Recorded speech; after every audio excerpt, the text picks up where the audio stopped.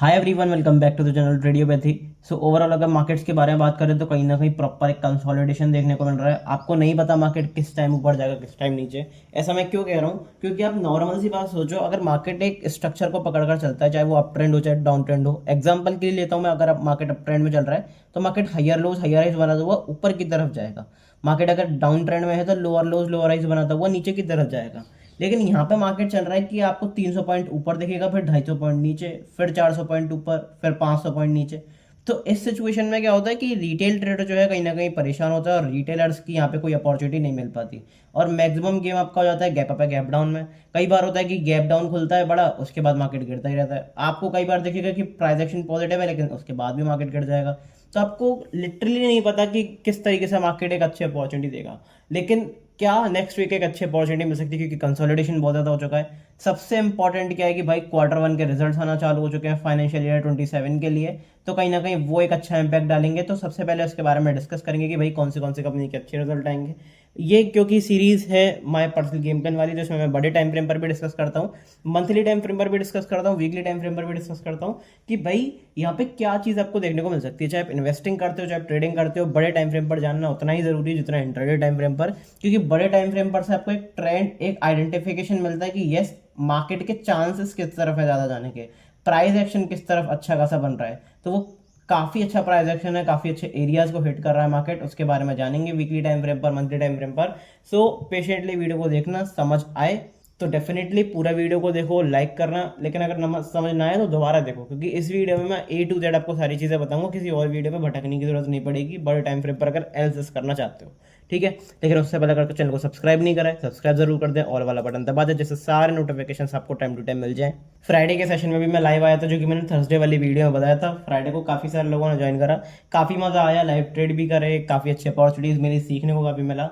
तो डेफिनेटली अगर आप लाइव ज्वाइन थे तो एक बार कमेंट करके ज़रूर अप्रिशिएट कर सकते हो। नहीं तो देखो मंडे को मैं लाइव नहीं आऊँगा पॉसिबली, लेकिन अगर आता हूँ तो वो सारी अपडेट्स आपको टेलीग्राम ग्रुप पर ही पता चलती है कि कब लाइव आ रहा हूँ, क्या क्या चीज़ें हैं। टेलीग्राम के बारे में भी डिस्कस करेंगे। सो मेक श्योर वीडियो को पूरा देखो। लेकिन यस, एक इंपॉर्टेंट चीज़ है कि सब्सक्राइब कर लेना, और वाला बटन दबा देना, और वीडियो को लाइक ज़रूर कर देना, क्योंकि आपका लाइक, आपका सब्सक्रिप्शन, आपका कमेंट मेरे लिए बहुत इंपॉर्टेंट है। मुझे इससे एक भी पैसा नहीं मिलता, लेकिन मैं फिर क्यों करवा रहा हूँ? जो मुझे एक बूस्ट, एक इंकरेजमेंट प्रोवाइड होता है कि भाई लोग मेरी चीज़ों को समझ रहे हैं, उन्हें देख रहे हैं, उन्हें अच्छा लग रहा है, तो मैं और बेटर कंटेंट बनाऊं। Premium stock market crash course भी चल रहा है, प्लेलिस्ट सेक्शन में जाकर देख सकते हो, सारी चीज़ें वहाँ पर आपको अवेलेबल हैं। आई बटन पर मैं क्रैश कोर्स का लिंक भी कर दूंगा, ठीक है, वहाँ पर जाकर देख सकते हो। नीचे चैनल पर जाकर डायरेक्टली देख लेना। बात करते हैं कि भाई बड़े टाइम फ्रेम पे मार्केट में क्या देख सकता है, क्या यहाँ से क्रैश की संभावना है, क्या यहाँ से लोअर लेवल सेट हो सकते हैं, ऊपर कितना जा सकता है, सबके बारे में करके डिस्कस करेंगे। तो बिना किसी टाइम वेस्ट के अपनी तगड़ी सी वीडियो को स्टार्ट करते हैं। सबसे पहले मैं एक अपडेट देना चाहूंगा कि टेलीग्राम का लिंक डिस्क्रिप्शन में पिन कमेंट में चल के बायो में, जिसको भी ज्वाइन करना है सिर्फ और सिर्फ भाई लिंक से ज्वाइन करना। क्योंकि ये टेलीग्राम ग्रुप क्या है, प्राइवेट है, तो आपको सर्च करने पर कहीं भी नहीं मिलेगा। फ्री ऑफ कॉस्ट ज्वाइन कर सकते हो, कोई पैसे देने की जरूरत नहीं है, लेकिन लिंक से ही ज्वाइन करना। नीचे जो लिंक दिया हुआ है वहाँ पे जाके मुझे डीएम करो कि मेरी टीम जल्दी से जल्दी आपके साथ कॉन्टैक्ट करेगी। फ्री ऑफ कॉस्ट 5 मिनट के नॉमिनल प्रोसेस के बाद आप इस ग्रुप में ज्वाइन हो सकते हो। तो कोई दिक्कत वाली बात नहीं, नीचे जो लिंक दिया हुआ है वहाँ पे जाके मैसेज कर दो, मेरी टीम जल्द से जल्द आपके साथ कांटेक्ट कर लेगी। इस ग्रुप का फायदा क्या है? क्योंकि देखो ये सारी चीज़ें प्री मार्केट एनालिसिस है, मैं कितना भी बता लूँ कुछ भी करूँ, लेकिन लाइव मार्केट में चीज़ें चेंज होती हैं और ये आपको एक्सेप्ट करना पड़ेगा। अब वो आपके ऊपर आप करते हो कि नहीं। तो सारी न्यूज़, सारी अपडेट, सारी टेक्निकल, सारे चार्ट, सारे पैटर्न्स, ऑप्शन से रिलेटेड साइकोलॉजी वगैरह सब कुछ A to Z मैं यहाँ पर बताता हूँ। Crypto market, Indian market, commodity market, सारी चीज़ें आपको पता चलती हैं। स्टॉक से रिलेटेड, इंडेक्स से रिलेटेड न्यूज़ वगैरह, मेरी पर्सनल पोजीशन सब कुछ पता चलती हैं।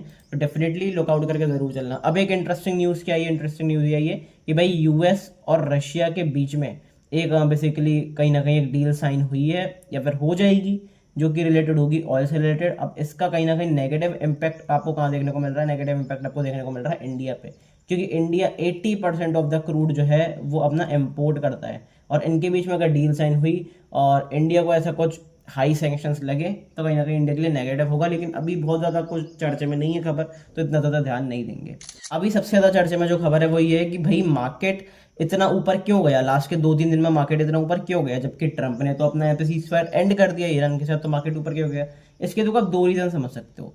सबसे पहला रीज़न जो कि नॉर्मल सा रीज़न है और मैं हर बार बताता हुआ भी आया हूँ, साइकोलॉजी पॉइंट ऑफ व्यू। बड़े प्लेयर्स क्या होता है कि टॉप पे एग्जिट करते हैं न्यूज़ लाकर, और फिर कहीं ना कहीं वहां से मार्केट को डंप करते हैं, या तो एक नई सेलिंग की अपॉर्चुनिटी बनती है, या फिर जो अपनी उन्होंने बाइंग पोजीशन खा रखी थी उनको कहीं ना कहीं वहां पे वो रिकवर करने की कोशिश करते हैं और हायर प्राइस पे बेचते हैं, तो वहाँ पे अच्छा खासा पैसा बनता है। और ये जब टॉप पे मार्केट चल रहा था, मैंने उस दिन की वीडियो में कहा, अगर नहीं विश्वास है चैनल पर जाकर देख सकते हो, सारी वीडियोस डली हुई हैं, आप खुद जाकर देख सकते हो। मैं कोई क्रेडिट लेना नहीं जा रहा हूँ, लेकिन मैं बता रहा हूँ कि किस तरीके से साइकोलॉजी, किस तरीके से एक्सपीरियंस काम करता है। पहला रीजन तो साइकोलॉजी हो गया। दूसरा रीजन सिंपल सा ये है कि आप ये देखोगे कि भाई आईटी सेक्टर और बैंकिंग सेक्टर दोनों भगे। आईटी बैंकिंग भगे तो भाई मार्केट का जब 60%, निफ्टी का 60% अगर भाग रहा है, तो कहीं ना कहीं मार्केट में पॉजिटिविटी रहेगी। और आने वाले दिनों में क्या पॉजिटिविटी रह सकती है? मेरे हिसाब से बिल्कुल रह सकती है। ऐसा मैं क्यों कह रहा हूँ? ऐसा मैं इसलिए कह रहा हूँ क्योंकि रिजल्ट सीजन चालू हो चुका है। सारे रिजल्ट्स अभी स्टार्टिंग में किसके हैं? आईटी सेक्टर के हैं, बड़े बड़े बैंकिंग कंपनीज के आईटी सेक्टर के। अभी हम रिजल्ट के बारे में देखेंगे किसके कौन से रिजल्ट हैं, लेकिन मैं ये चीज़ जरूर बताना चाहूंगा कि आईटी और बैंकिंग के रिजल्ट आ रहे हैं। अब आईटी के रिजल्ट्स पॉजिटिव नहीं है। अगर आप टीसीएस के रिजल्ट भी देखोगे तो आपको उसमें क्या दिखेगा? नेट नेट आपको 0.5% की ग्रोथ दिखेगी उसमें, उनके रिजल्ट्स में, उनकी कंपनी में। लेकिन क्या 0.5% की ग्रोथ रिफ्लेक्ट कर रही है? नहीं कर रही। क्यों? वो कर रही है 2% का रिफ्लेक्ट। ऐसा क्यों भाई? क्योंकि टीसीएस है एक सर्विस बेस्ड कंपनी, सर्विस जो देती है आईटी बेसिकली कंपनीज को, दूसरी कंपनीज को सर्विस देती है आईटी सर्विस, वो काम करती है टीसीएस, वो काम करती है इन्फोसिस। इंडिया की कंपनीज जो है आईटी सेक्टर जो है वो सर्विस प्रोवाइडर है, ना कि एक प्रोडक्ट प्रोवाइडर। ठीक है? तो वो क्या करते हैं, जब उन्होंने किसी चीज़ को सर्विस दी, यूएस को बेसिकली मेजर काम इनका यूएस और यूके से है, तो जब डॉलर की वैल्यू बढ़ रही है, इंडियन रुपी की वैल्यू कम हो रही है, ये पेमेंट डॉलर में एक्सेप्ट कर रहे हैं, तो कहीं ना कहीं इनका पैसा जो है अपने आप ही इंक्रीज हो जा रहा है, प्रॉफिट अपने आप ही इंक्रीज हो जा रहा है। एक साल पहले वो जो डॉलर की वैल्यू थी वो 82 रुपीज़ थी। ठीक है? वहां पर ये पेमेंट एक्सेप्ट कर रहे थे, अब $95 के आसपास एक्सेप्ट कर रहे हैं। पिछले क्वार्टर में अगर आप देखोगे तो वो भाई 88 के आसपास था, अब 95 के आसपास है। तो अल्टीमेटली जब रुपी डिप्रिशिएट हो रहा है बहुत ज़्यादा, यहाँ पे कहीं ना कहीं एक प्रॉपर एक डाउन साइड देखने को मिला है, इंडियन रुपी में वीकनेस देखने को मिली है, तो डॉलर स्ट्रांग हुआ है, इनका पेमेंट डॉलर में आता है, तो कहीं ना कहीं इनके प्रॉफिट्स बढ़े, इनके रेवेन्यू बढ़े। और कहीं ना कहीं कुछ चीज़ें आप देखोगे कि इन्होंने क्या करा है, इन्होंने एक अपनी उसमें स्पीच में भी कहा, रिजल्ट में भी लिख दिया एआई, कि हम एआई पे काम कर रहे हैं।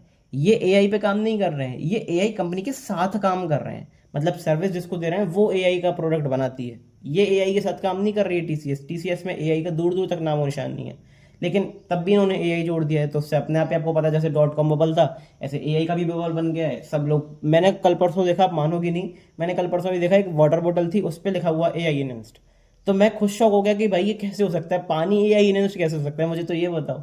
फिर मैंने कुछ देखा, फिर समझ में आया कि भाई ये तो क्या ही फिल्ट्रेशन, अपना फिल्टर हो रहा है, ये वो फालतू की नॉनसेंस चीज़ है। तो ऐसी मार्केट में चलती है, ऐसी मार्केट में हाइप बनती है, कोई नई चीज़ आती है तो मार्केट में हाइप बनती है, और डेफिनेटली बन रही है। एआई का जब बबल फटेगा तो आप सबको पता है क्या होगा, लेकिन जब तक चल रहा है तब तक चल रहा है। बैंकिंग के बारे में बात करता हूँ, देखो बैंकिंग तब तक ही स्ट्रॉन्ग है क्योंकि बैंक्स जो, अगर आप स्टॉक मार्केट में भी चार्ट्स पर देखोगे तो बैंक शार्पली गिरे, बैंक शार्पली गिर गए। लेकिन बैंक्स में बाउंस इतना तेज क्यों आया? बैंक्स में बाउंस इतना तेज इसलिए आया क्योंकि जब वॉर रुका, सीज फायर हुई थी, तो क्रूड शार्पली गिरा था। क्रूड शार्पली गिरा, इसका मतलब बैंक्स में पॉजिटिविटी आई, जो रिसेशन का डर था, जो इन्फ्लेशन का डर था, वो कहीं ना कहीं कम हुआ, जो बैंकिंग के लिए पॉजिटिव था। तो ये सारी न्यूज़, ये सब कुछ काम करता है मार्केट में, लेकिन आप समझ पाते हो कि नहीं? कुछ लोग सोचते हैं कि भाई मैं सिर्फ प्राइस एक्शन सीख लेता हूँ, बाकी सारी चीज़ें तो चलती रहेंगी, मार्केट तो अनलिमिटेड है, मार्केट में कितना सीखोगे।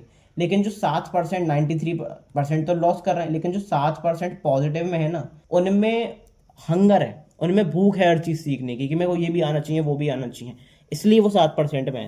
मैं ये नहीं कह रहा हूँ सब चीज़ें यूज़ करो, डेफिनेटली नहीं करनी चाहिए, लेकिन एटलीस्ट पता होना चाहिए किसका इम्पैक्ट कहाँ पड़ सकता है। अब आप इसे स्किप कर करके देखो तो मैं कुछ नहीं कह सकता, लेकिन डेफिनेटली यूजफुल है। ठीक है? तो ये कुछ न्यूज़ थी, काफ़ी इंपॉर्टेंट थी, आई होप समझ में आया होगा। एक बार समझ में आया है तो कमेंट में एक बार ज़रूर बताना, जिससे मैं आगे कंटिन्यू करूँ, आगे की वीडियोज़ में भी ऐसी न्यूज़, ऐसी चीज़ें बताया करूँ, इन्फॉर्मेटिव चीज़ें बताया करूँ। क्योंकि सिर्फ दुनिया मार्केट तक ही नहीं है, मार्केट के बाहर भी है। इकोनॉमिक वर्ड में, अगर फाइनेंस के वर्ड में बात करूँ तो बहुत बड़ी दुनिया है। आपको अगर दुनिया ये पसंद है तो डेफिनेटली आप राइट पाथ पर हो, क्योंकि आने वाले टाइम में काफ़ी अच्छी लाइन है, आपके लिए बड़ा पैसा बना कर दे सकती है। एटलीस्ट नॉलेज होनी चाहिए चार आदमियों के बीच में बात करने की, वो बहुत इंपॉर्टेंट होता है। ठीक है? बात करते हैं कि भाई अब मार्केट्स में क्या दिख रहा है, तो सबसे पहले भाई मैं रिजल्ट कैलेंडर के ऊपर आ जाता हूँ। आज अपने कोई बड़ी कंपनीज के रिजल्ट आएंगे, डेफिनेटली आएंगे। डीमार्ट के रिजल्ट आएंगे, एल के LTM के रिजल्ट आएंगे। कल कोई रिजल्ट नहीं है। 13 जुलाई को किस किस के रिजल्ट आएंगे? HCL टेक्नोलॉजीज, एक बड़ी IT कंपनी के रिजल्ट आएंगे। और अगर मैं बात करता हूँ, अगर कोई देखता हूँ, कोई बड़ी कंपनीज नहीं है। सबसे बड़ी कंपनीज आपको कब दिखेंगी? सबसे बड़ी कंपनीज आपको दिखेंगी, अगर मैं बात करता हूँ 14 को भी कुछ कंपनीज हैं, टाटा एलेक्सी हो गई, टेक्नोलॉजी सर्विसेज हो गई, ये 2 बड़ी कंपनीज हैं, ठीक है। इन कंपनीज के रिजल्ट्स आएंगे 15 को। किसके आएंगे? Union bank. अब 15 से क्या है, बैंकिंग और फाइनेंस इन सब के रिजल्ट आना शुरू हो जाएंगे 15 से। जैसे ग्रो के रिजल्ट आएंगे, यूनियन बैंक के रिजल्ट आएंगे, HDFC life insurance company, ICICI prudential के रिजल्ट आएंगे, ठीक है, एंजल वन के रिजल्ट्स आएंगे। तो भाई यहाँ पे इस बेसिकली 15 से आपको एक अच्छा खासा इंपैक्ट मार्केट्स में देखने को मिलेगा। और 16 को वेप्रो वगैरह के, टेक महिंद्रा, बहुत बड़ी बड़ी कंपनीज, ITC होटल्स और काफ़ी इंपॉर्टेंट कंपनीज के रिजल्ट्स आएंगे। लेकिन मेजर इंपॉर्टेंट रिजल्ट्स हैं भाई आपके 18 तारीख को। 18 तारीख को आपको देख कर रखना है। 20 को आपको बड़ा गेम देखने को मिलेगा डेफिनेटली, क्योंकि 18 को 5 मेजर बैंक के रिजल्ट्स आ रहे हैं। HDFC, ICICI, axis, Kotak, yes bank, पांचों के रिजल्ट सैटरडे को आ रहे हैं। तो सैटरडे को आपको बॉम्ब ब्लास्ट देखने को मिल सकता है। और मंडे के दिन आपको मार्केट में डेफिनेटली एक बड़ा मोमेंटम, स्पेशली बैंक निफ्टी में आपको बड़ा मोमेंटम देखने को मिल सकता है। उसके लिए प्रिपेयर रहना है। तो मैं ये कहूँगा भाई पोजिशनली थोड़ा सा बचो, क्योंकि तो ट्रम्प है, ऊपर से Q1 के रिजल्ट्स हैं, तो आपको नहीं पता कि मार्केट किस तरफ कहाँ मूव कर जाए, ठीक है। तो उसको देखकर जरूर रहना। जो भी कुछ होगा आपको मैं बता दूंगा। चार्ट्स पर चलने की भाई बड़े टाइम फ्रेम पर क्या देखने को मिल रहा है मार्केट में। अगर कोई बड़ा करेक्शन, बड़ा डिप आता भी है तो कहाँ तक आ सकता है, क्या अच्छी अपॉर्चुनिटीज इन्वेस्टिंग के लिए, क्या अच्छी अपॉर्चुनिटीज पोजिशनल ट्रेडिंग के लिए मिल सकती है। बात करते हैं सबसे पहले मंथली टाइम फ्रेम पे। तो मंथली टाइम फ्रेम पे आपको एक सिंपल चीज दिखेगी। सिंपल चीज क्या दिखेगी? सिंपल चीज सबसे पहले तो इंपॉर्टेंट लेवल दिखेगा 24,350। ये मेरे लिए one of the crucial level है मंथली टाइम फ्रेम पर ट्रेंड को चेंज करने के लिए। क्यों? मार्केट आप देखोगे लगातार bull run, parabolic bull run. यहाँ पे हमने कहीं ना कहीं हाई बनाया, यहाँ पे लो बनाया, फिर यहाँ पे एक नया हाई बनाया, एटलीस्ट डबल टॉप कह सकते हो। यहाँ पे कहीं ना कहीं हमने बॉटम के पास से रिवर्सल ले लिया। क्या यहाँ से आपको अभी भी लगता है कि मार्केट यहाँ से ऊपर जाएगा, नीचे जाएगा? उसके बारे में डिस्कशन करने का शुरू करते हैं। यहाँ पे आप देखो, क्या देखोगे, यहाँ पे आपको चीज दिख रही है कि हम हायर हाइज हायर लोज बनाते हुए जा रहे हैं। मार्केट ने इस एरिया के आसपास स्ट्रक्चर को तोड़ा, बहुत बड़ी डीप रेड कैंडल बनाई। अगर मैं एक बार मंथ की बात करता हूँ कि कौन सा मंथ है, ये वाला मंथ है भाई अपना मार्च का महीना। मार्च के महीने में प्रॉपर एक बहुत बड़ा डिप दिखाया, मंथ लो के आसपास क्लोजिंग करी। लेकिन क्या मार्केट यहाँ से गिरना चाहिए था? मार्केट देखो ऐसे गिरना तो चाहिए था टेक्निकली, लेकिन गिरा क्यों नहीं भाई? साइकोलॉजी पॉइंट ऑफ व्यू, क्योंकि जब सब लोग इतनी बड़ी सेलिंग के बारे में सोच लेंगे तो भाई मार्केट इतनी इजीली नहीं गिरेगा। मार्केट ने शार्प रिवर्सल दिखाया, यहाँ पे रीटेस्ट करा। 4 महीने से हम लगातार रीटेस्ट कर रहे हैं। मंथली कैंडल है, याद रखना, 4 महीने से, अप्रैल, मई, जून, जुलाई की कैंडल भी बनना शुरू हो गई है। तो हम यहाँ से रीटेस्ट कर रहे हैं। अब मार्केट एक स्ट्रक्चर, एक डिसाइसिव स्टेज पर है, क्योंकि मार्केट कंसोलिडेट तो करता जा रहा है, इस रेंज में कंसोलिडेट करता जा रहा है। अब मार्केट यहाँ से ऊपर निकलेगा तो ट्रेंड स्ट्रक्चरल चेंज होगा, क्योंकि यहाँ पे अभी हम नेगेटिव स्ट्रक्चर पे आ चुके हैं। स्ट्रक्चर चेंज हुआ, हायर हाइज हायर लोस की तरफ से हम लोअर हाइज लोअर लोस की तरफ आए, तो कहीं ना कहीं स्ट्रक्चर चेंज हुआ। अब मार्केट अगर ट्रेंड की तरफ चलता है, ट्रेंड के साथ चलता है, तो मार्केट यहाँ से एक नया लो बनाएगा। मार्केट अगर स्ट्रक्चर चेंज करता है, दोबारा बुल रन में आना चाहता है, तो इसके ऊपर क्लोजिंग करना पड़ेगा। सिर्फ क्लोजिंग से काम नहीं चलेगा, सस्टेनेबिलिटी दिखानी पड़ेगी, सस्टेन करना पड़ेगा, वो बहुत ज़्यादा इंपॉर्टेंट है। तो जो भी कुछ होगा मंथली टाइम फ्रेम पे आपको मैं बताऊंगा। लेकिन इंपॉर्टेंट चीज़ क्या है कि भाई क्या यहाँ से एक नए लोअर लेवल्स बन सकते हैं? सबसे पहले अगर नए लोअर लेवल्स बनने हैं तो एक ये एरिया मेरे लिए बहुत इंपॉर्टेंट है टूटना। अगर मैं बात करता हूँ 22,100, ये अपना क्रूशियल सपोर्ट, जब तक ये नहीं टूटेगा तब तक लोअर लेवल्स का नहीं सोच सकते। यस, 22,100 पर हम डायरेक्ट अप्रोच तो नहीं करेंगे, तो पहले क्या टूटना पड़ेगा? पहले टूटना पड़ेगा भाई 23,250। 23,250 टूटेगा, 23,300 के आसपास, 250 के आसपास अगर हम इसके नीचे निकलते हैं तो भाई 22,100 की तरफ अप्रोच करेंगे। 22,100 अगर टूटा तो फिर हम करेंगे 21,100 के आसपास अप्रोच, और अगर 21,100 टूटता है तो फिर 19,800 के आसपास अप्रोच, और 19,800 के आसपास अगर हम तोड़ते हैं, कोई लेवल, इंपॉर्टेंट लेवल तोड़ते हैं, तो फिर आप 18,800 के आसपास आ जाओगे। और अगर 18,800 के आसपास सोचते हैं तो फिर आप 15,516, ये एक बहुत बड़ा गैप है। हालांकि डायरेक्ट नहीं आएगा, इसके बीच में एक और लेवल हो सकता है 16,700, तो उसके आसपास आप देख सकते हो। अब अनरियलिस्टिक लग रहा होगा, मुझे पता है काफ़ी सारे लोगों को अनरियलिस्टिक लग रहा होगा कि भाई 24,000 पे चल रहे हैं, 15,000 की बात कर रहे हो आप। यहाँ से अल्टीमेटली अगर मैं बात करूँ, अब 9,000 की गिरावट की बात कर रहे हो। मैं बिल्कुल कर रहा हूँ, बताऊँ क्यों? क्योंकि अगर आप हिस्टोरिकली भी देखोगे ना, तो हिस्टोरिकली आपको क्या दिखेगा कि भाई 4-5 साल में क्रैश आ जाता है। मेजर क्रैश अपना लास्ट कब आया है? मेजर क्रैश अपना लास्ट आया 2020 में। तो क्या यहाँ से क्रैश बनता है? बिल्कुल बनता है। इसका एक साइकोलॉजिकल, एक proper fundamental point of view भी है। क्योंकि देखो 2019 के बाद, 2020 के बाद अगर मैं बात करता हूँ, कोरोना के बाद बात करता हूँ, मार्केट्स में आपको एक्सट्रीम भीड़ दिखी है। और जब भी आपको क्राउड दिखता है मार्केट में, जब भी आपको बहुत सारी भीड़ दिखती है, अनवांटेड लोग दिखते हैं, तो मार्केट क्या करता है, मार्केट उन सबको बाहर निकालता है सबसे पहले। ये करेक्शन क्यों आए, ये करेक्शंस क्यों आए, मार्केट ने रिटर्न क्यों नहीं दी, क्योंकि सब लोग क्या कर रहे हैं, सब लोग पैसा लगा रहे हैं मार्केट में। एफडी तोड़वा के मार्केट में पैसा लगाया, इंश्योरेंस का पैसा क्लेम करके मार्केट में पैसा लगाया, हर जगह से जहाँ भी पैसा मिल पा रहा है मार्केट में पैसा लगा दिया, क्योंकि उन्हें दिख रहा है कि भाई मार्केट में तो रैली आ रही है, मार्केट में तो अनलिमिटेड सा पैसा बन रहा है। 10-10 रुपए का शेयर 1000-1000 रुपए हो जा रहा है अनलिमिटेड, हम करोड़पति बन जाएंगे रातों रात। लेकिन मार्केट ने उन सबकी उम्मीदों पर पानी फेरा, और ऐसा ही मार्केट बहुत पहले भी कर चुका है, हमेशा से ऐसा करता हुआ रहा है। अब मार्केट कब मूव करेगा, ये फ्री फ्लो जो मोमेंटम ऐसे आते हैं, अब मूव आते हैं, बुल रैली आती है, जो कब आती है, ये तब आती है जब मार्केट हल्का होता है। इन प्राइसेस पर मार्केट जस्टिफाइड है? मेरे हिसाब से बिल्कुल भी नहीं, क्योंकि ना तो अपनी कंपनीज परफॉर्म कर रही, ना अपनी इकोनॉमी परफॉर्म कर रही, ना हम इतनी कुछ ग्रोथ दिखा रहे हैं। दिख जाएगा आपको जीडीपी में ग्रोथ 7% 8%, लेकिन ऑन ग्राउंड देखो तो आपको समझ में आएगा कि भाई ग्रोथ कुछ भी नहीं है। इन्फ्लेशन इन्होंने 2% दिखा रहा है, लेकिन आपको समझ में आएगा इन्फ्लेशन 6-7% है। तो गवर्नमेंट कुछ भी दिखाए, मीडिया कुछ भी दिखाए, उससे मतलब नहीं है। ऑन ग्राउंड होना चाहिए, ऑन ग्राउंड आपको पता होना चाहिए कि ऑन ग्राउंड क्या चल रहा है। आप बाहर जाकर रेट पता करो ना चीज़ों का, कंज्यूमर का पता, रिटेल का पता कर लो, या फिर आप होलसेल का पता कर लो, आपको पता चल जाएगा कि भाई कितनी महंगाई बढ़ी है। ठीक है, वो चीज़ आप देख सकते हो। तो लोअर लेवल्स डेफिनेटली टेस्ट हो सकते हैं, लेकिन क्या तुरंत हो सकते हैं, ऐसा मुश्किल है। ये होंगे जब भाई कोई बड़ी न्यूज़ आएगी, और मैं बहुत पहले से कहता हुआ आ रहा हूँ, कोई बड़ी न्यूज़ कैसे, या तो गवर्नमेंट से रिलेटेड कोई बहुत बड़ी न्यूज़ है, या कोई बेसिकली स्कैम एक्सपोज हो, या फिर कुछ जियोपॉलिटिकल टेंशंस की वजह से मार्केट्स में क्रैश आए, रिसेशन वगैरह, तो एक बहुत बड़ा क्रैश का सामना करना पड़ सकता है। लेकिन उससे पहले आप ये नहीं कह सकते कि भाई मैं कल पुट खरीद लूँ और यहाँ से मार्केट 15,000 चला जाए। इस तरह की बेवकूफ़ी आप बिल्कुल भी नहीं कर सकते। ठीक है, बात करते हैं कि भाई वीकली टाइम फ्रेम पे क्या देखने को मिल रहा है। एक चीज़ बता दूं कि इंट्राडे के लिए वीडियो आज दोपहर में आएगी, या फिर कल के दिन आएगी संडे को, तो उसके लिए प्रिपेयर है ना। ये मैं बड़े टाइम फ्रेम पर डिस्कस कर रहा हूँ कि पोजिशनली आप इन्वेस्टिंग के लेवल्स कौन से अच्छी तरीके से ढूंढ सकते हो, पोजिशनली आप किस तरीके से अच्छी अपॉर्चुनिटी बना सकते हो। एक इंपॉर्टेंट चीज़ आपको ये भी दिख रही होगी कि भाई अभी तक हमने इस रेंज को तोड़ा ही नहीं है, जो मार्च की रेंज बनाई है इसके अंदर ही अंदर कंसोलिडेट कर रहे हैं। तो डेफिनेटली मार्केट एक बड़ा डायरेक्शन तो पकड़ने वाली है, तो उसके लिए थोड़ा सा प्रिपेयर रहना। मेरे हिसाब से मोस्ट प्रोबेबली अगर मैं बात करूं तो यहाँ से ब्रेकआउट करके फिर एक प्रॉपर पैनिक सेलिंग आए कोई न्यूज़ वगैरह के हिसाब से, या फिर मार्केट यहाँ से गिरता हुआ चला जाए। मैं थोड़ा सा सेलिंग साइड की तरफ बायस इसलिए हूँ क्योंकि भाई अपनी इकोनॉमी, अपना मार्केट इस तरीके से स्ट्रक्चर्ड नहीं है जिस हिसाब से इसको इन प्राइसिंग पर होना चाहिए। That's very simple for me.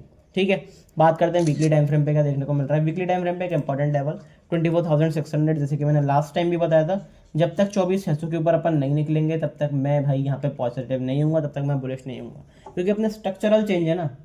यहाँ से हमने सपोर्ट लिया, अच्छा खासा सपोर्ट ले रहे थे, स्विंग लो बनाया, ब्रेक करा, रीटेस्ट करके प्रॉपर सेलिंग दिखाई, अब यहीं से इसके आसपास सेम लगातार रेजिस्टेंस ले रहे हैं। एक बार इसके ऊपर निकलना शुरू करते हैं सस्टेन करके तो पॉजिटिविटी आएगी, तो बुलन आएगा। लेकिन अगर ब्रेकआउट करके तुरंत गिर गया या फिर ऐसे गिरना शुरू कर दिया तो कहीं ना कहीं मार्केट्स में पैनिक आएगा, मार्केट एक ट्रेंड को कंटिन्यू करेगा जो कि मार्केट नेगेटिव ट्रेंड में है। तो अभी क्या करके चलना है, अभी मेरे लिए सिर्फ इंपॉर्टेंट चीज़ ये है कि मैं थोड़ा सा, अगर मेरे को कोई हायर प्राइस मिलता है तो वहाँ से अच्छी खासी अपॉर्चुनिटीज़ देखता हूँ सेल करने की। दो लेवल्स कौन से हैं, 24,766, 24,271, इन दो लेवल्स के आसपास हम negative time frame, weekly time frame में, डेली टाइम फ्रेम पर नेगेटिव ट्रांजैक्शन बनाते हैं, नेगेटिव कैंडल की क्लोजिंग करते हैं, रेजिस्टेंस लेते हैं, तो बिंदास होकर इन लेवल्स के आसपास एक अच्छी खासी सेलिंग की अपॉर्चुनिटी बन सकती है।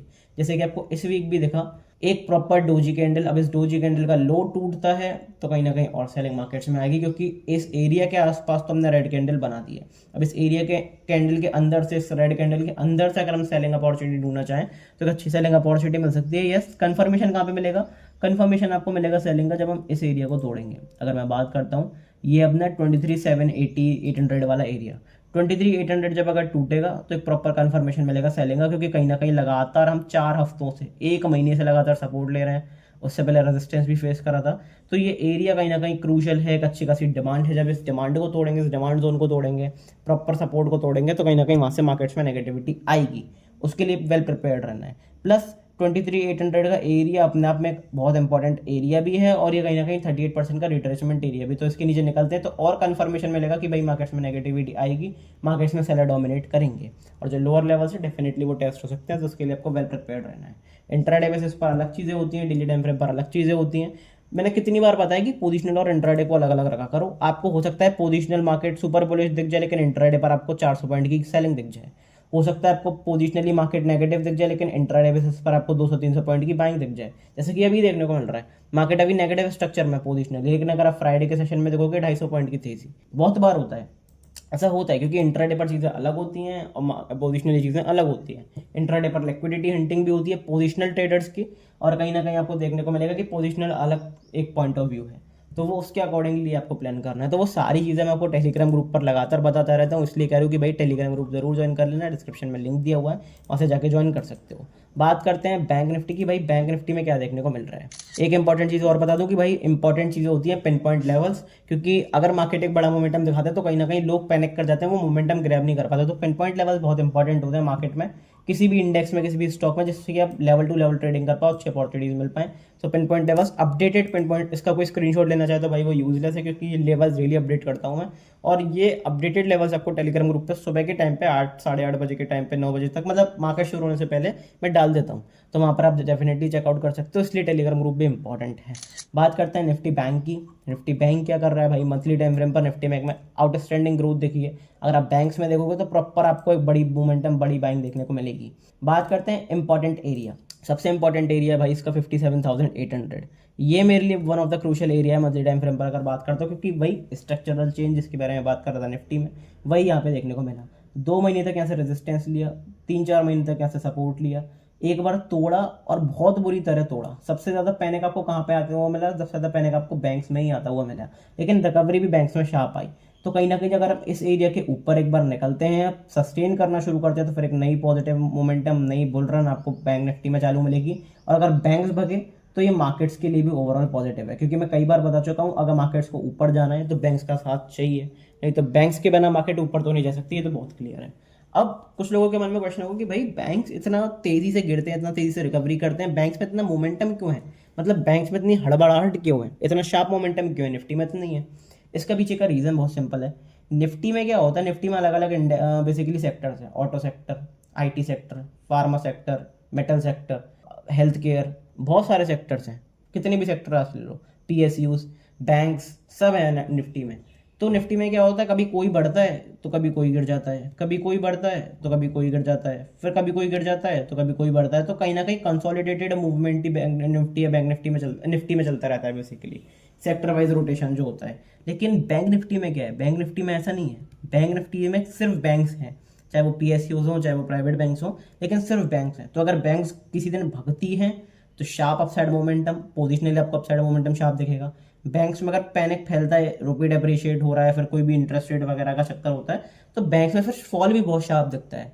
तो बैंक निफ्टी में मोमेंटम अच्छा होता है मंथली टाइम फ्रेम पे, जो अगर ट्रेड करता है तो एज अ ऑप्शन बायर या फिर एज अ फ्यूचर बायर और सेलर, आपको अपॉर्चुनिटी कहाँ पे अच्छी मिलती है, आपको अपॉर्चुनिटी मिलती है बैंक्स में अच्छी। तो ये छोटे छोटे कीज होते हैं, आपको समझ कर चलने पड़ेंगे कि भाई आउट परफॉर्म कर रहा है, अंडर परफॉर्म कौन कर रहा है। अगर आप मान लो निफ्टी में बाइंग कर रहे हो पर निफ्टी कहीं ना कहीं अंडर परफॉर्म कर रहा है, तो आपका पैसा हो सकता है कम बने, और बैंक निफ्टी में आपका पैसा ज़्यादा बने।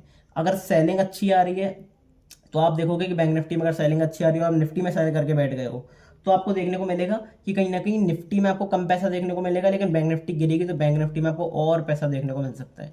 तो ये भी चीज़ छोटी छोटी कीज होती है जो कि मैं बताता रहता हूँ कि भाई इंट्राडे बेसिस पर कौन आउट परफॉर्म कर रहा है, कौन अंडर परफॉर्म कर रहा है, उसके बारे में चलते हुए देखना चाहिए, क्योंकि उसी से पता चलता है कि भाई आप कहाँ पे अच्छी अपॉर्चुनिटी बना सकते हो। जरूरी नहीं है कि निफ्टी कोई buy sell buy sell buy sell करते रहो।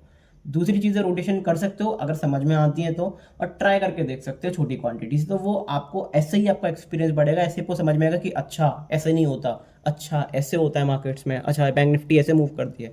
तो वो नई नई चीज़ आपको तभी समझ में आएंगी, क्योंकि अपने आप को समय के साथ चेंज करना बहुत इंपॉर्टेंट है। जिस तरीके से मार्केट चेंज हो रहे हैं तो उसके अकॉर्डिंगली आप देख सकते हो।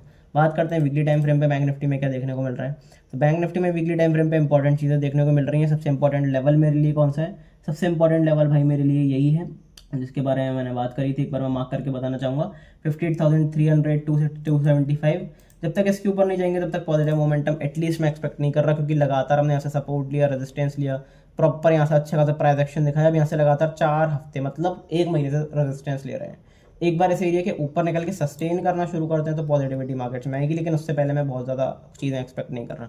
लेकिन अगर मार्केट को गिरना है, बैंक निफ्टी को गिरना है, डेफिनेटली गिर सकता है, क्योंकि बैंक निफ्टी के पास स्पेस अच्छा है।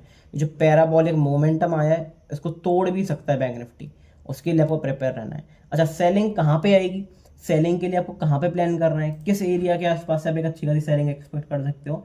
तो अगर मैं उसके बारे में बताना चाहूँ तो मेरे लिए ये one of the best area है जहाँ से आप एक सेलिंग एक्सपेक्ट, 56,900, ये एरिया मेरे लिए इंपॉर्टेंट है। क्यों एरिया इंपॉर्टेंट है? क्योंकि देखो 57,000 राउंड फिगर के नीचे निकलेंगे, प्लस यहाँ से रेजिस्टेंस ले रहे थे, रेजिस्टेंस ले रहे थे, रेजिस्टेंस ले रहे थे, हवा में गैप डाउन के साथ ब्रेकआउट कर दिया, गैप अप के साथ ब्रेकआउट कर दिया। अब ये सारे बायर्स को पैसा तो मिला नहीं क्योंकि कंसोलिडेशन हो रहा है बहुत ज़्यादा। तो जब ये नीचे की तरफ निकलेगा बैंक निफ्टी, तो कहीं ना कहीं सारे बायर्स फंसेंगे, इन सबकी लिक्विडिटी हंट होगी, लिक्विडिटी स्वीप होगा। कहाँ पर होंगे इनके एसेट? यहाँ पर होंगे, यहाँ पर होंगे। तो जब ये लिक्विडिटी स्वीप होगा तो फिर बैंक निफ्टी में पैनिक देखने को मिलेगा। तो एक अच्छी सेलिंग की अपॉर्चुनिटी आपको इस लेवल के ऊपर देखने को मिल सकती है। तो ये कुछ की एरियाज थे जिनके बारे में प्लान करके रख सकते हो। बैंक निफ्टी की बात करोगे, भाई बैंक निफ्टी कहाँ तक आ सकता है? कुछ लोग बैंक निफ्टी की भी लेवल जाना चाहते हैं। तो सबसे पहला क्रूशियल लेवल कौन सा है? 53,476। 476 निकला तो 50,000 आएगा। 50,000 के बाद आपको दिख सकता है कि इंटरेस्टिंग लेवल 47,700, 47,700 के बाद 45,700, फिर ऐसे लोअर लेवल सबको टेस्ट होते हुए दिख सकते हैं लगातार। तो जैसे ये लेवल हो गया 42,200 हो गया, फिर 42,000 के बाद 39,000 डेफिनेटली आते हुए दिख सकते हैं। मुझे पता है काफ़ी सारे लोगों को यकीन नहीं हो क्योंकि वो 2020 के बाद जर्नी शुरू करा है उन्होंने। मैं पिछले 14 ईयर से मार्केट में हूँ, एटलीस्ट अगर आप मानोगे तो मैं ऑलमोस्ट सारे फेजेस देख चुका हूँ मार्केट्स में 14 साल में। तो मुझे पता है कि भाई मार्केट जब गिरते हैं, जब पैनिक फैलता है, जब क्रैश आता है तो किस तरीके से लगता है। लिटरली रिटेलर्स में बहुत बड़ा पैनिक मचता है जो कि स्टॉक मार्केट में, और क्योंकि स्टॉक मार्केट में भीड़ है तो अब की बार जो क्रैश आएगा वो हर बार जैसा नहीं होगा, वो और बुरा क्रैश हो सकता है, याद रखना, ठीक है। क्योंकि जब DIS का पैसा निकलेगा, जब MTF की जो मार्जिन है वो ट्रिगर होगी, क्योंकि MTF फैसिलिटी बहुत चला दी है गवर्नमेंट ने, सेबी ने, वह MTF ट्रिगर होगी, जब मार्जिन ट्रिगर होगा तो कहीं ना कहीं पैनिक आएगा मार्केट्स में, उसके लिए प्रिपेयर रहना, ठीक है। मैं बस इतना सा कहना चाहूँगा। मैं कोई डरा नहीं रहा हूँ कि भाई मार्केट यहाँ से जीरो पे चला जाएगा, क्रैश हो जाएगा। मैं चाहता हूँ मार्केट पॉजिटिव हो, मार्केट ऊपर की तरफ जाए, लेकिन मार्केट ऊपर के लेवल्स पे सस्टेन नहीं कर पाएगा। मार्केट्स को अगर ऊपर जाना है तो पहले एक बार एक बड़ा क्रैश दिखाना पड़ेगा, बड़ा दिखाना पड़ेगा जिससे मार्केट हल्का हो, फिर मार्केट एक स्मूथ ऊपर की तरफ जाए, जिससे स्टॉक भी ऊपर जाए, पोर्टफोलियो भी ऊपर जाए, सब कुछ ऊपर जाए, ठीक है। तो जो भी कुछ, अगर आपको वीडियो अच्छी लगी हो, नॉलेजेबल लगी हो, समझ में आई हो न्यूज़ वगैरह, तो डेफिनेटली लाइक ज़रूर करना, एक बार कमेंट में अप्रिशिएट ज़रूर करना, और भाई चैनल को सब्सक्राइब कर लो प्लीज़, मेरी रिक्वेस्ट है, ठीक है। इंट्राडे की वीडियोस दोपहर में आ जाएगी, कल आ जाएगी, उसके लिए थोड़ा सा तैयार रहना, देखना ज़रूर, और अच्छी लगे तो बताना। मिलते हैं अगली वीडियो में, तब तक के लिए good bye, thank you very much.